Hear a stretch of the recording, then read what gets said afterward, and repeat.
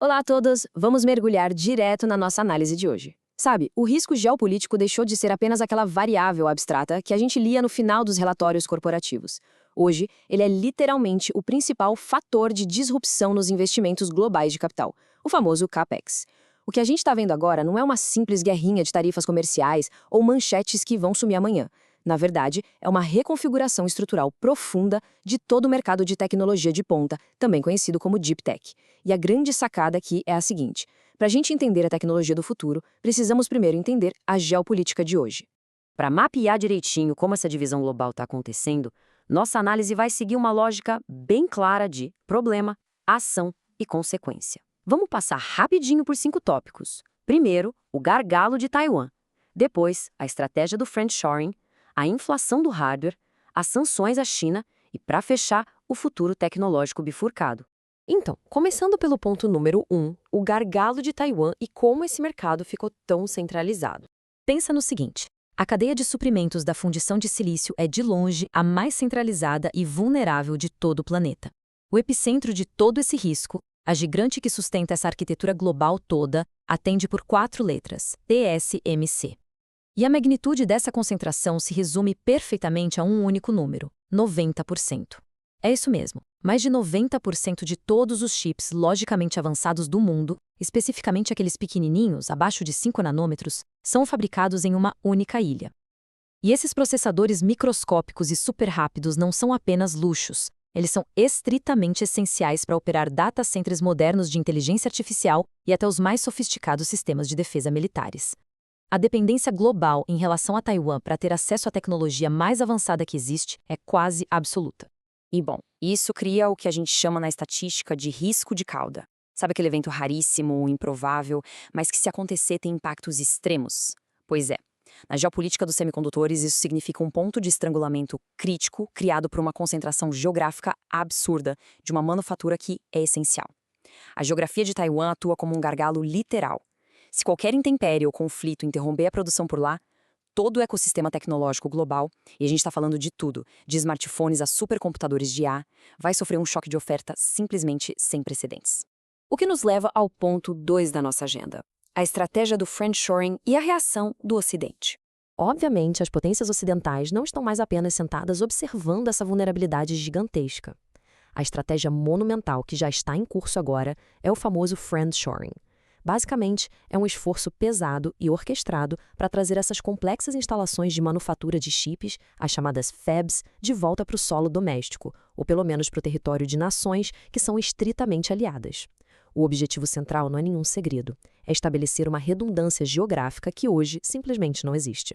E isso ilustra brilhantemente como uma teoria de segurança vira política de Estado com muito, mas muito dinheiro envolvido. A gente está testemunhando agora uma corrida histórica por subsídios estatais para financiar essa migração industrial. De um lado, Washington lançou o US CHIPS Act. Do outro, Bruxelas não ficou para trás e respondeu com o EU CHIPS Act. Estamos falando de uma injeção colossal de dezenas de bilhões de dólares e euros com um único propósito em mente: mover fisicamente e reconstruir a capacidade de fábricas de chips dentro do Ocidente. É uma tentativa de reverter décadas de uma globalização que focava única e exclusivamente em eficiência.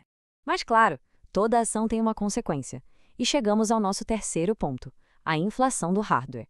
Olha só, tentar forçar a barra e sobrepor decisões de segurança nacional em cima de cadeias de suprimentos que já eram super eficientes no livre mercado tem um custo altíssimo.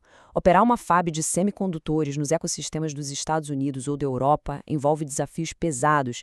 Você tem custos altíssimos com mão de obra hiperqualificada, tarifas de energia lá em cima e exigências de conformidade ambiental super rigorosas. Em contrapartida, o ecossistema histórico asiático opera hoje com uma base de custos operacionais absurdamente menor. A matemática pessoal é implacável. Construir e operar fábricas no Ocidente custa muito, muito mais caro. E a conclusão que tiramos disso é um pouco dolorosa. A resiliência geopolítica gera uma inflação estrutural de hardware. Pagar esse prêmio altíssimo para garantir a segurança da cadeia de suprimentos significa, na prática, que o custo base de toda a tecnologia física vai ficar permanentemente elevado. E por que isso importa? Porque afeta diretamente o dia a dia de todo mundo, desde aquele servidor em nuvem que faz a internet rodar, passando pelos carros nas ruas até os equipamentos hospitalares de ponta. tudo, absolutamente tudo, vai ficar mais caro. A segurança geopolítica tem um preço alto e a conta chega em forma de inflação tecnológica para a sociedade inteira. Avançando para o nosso quarto ponto, vamos analisar as sanções e a resposta chinesa. Porque além desses mega subsídios de defesa, esse impasse em torno da tecnologia escalou para táticas de restrição muito mais agressivas. O material base mapeia uma estratégia em múltiplos passos adotada por Washington para tentar conter o avanço tecnológico de Pequim.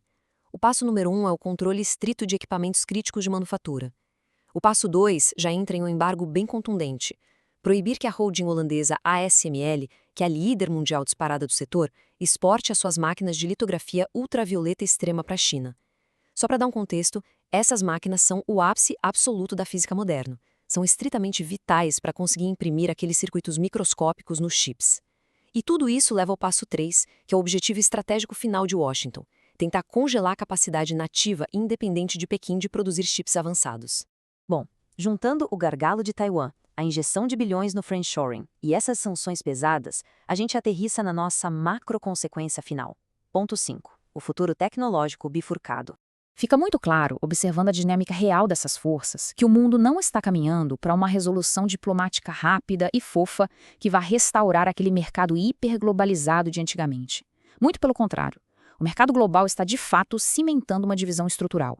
Estamos vendo a consolidação de dois ecossistemas tecnológicos paralelos, incompatíveis e que concorrem ferozmente entre si.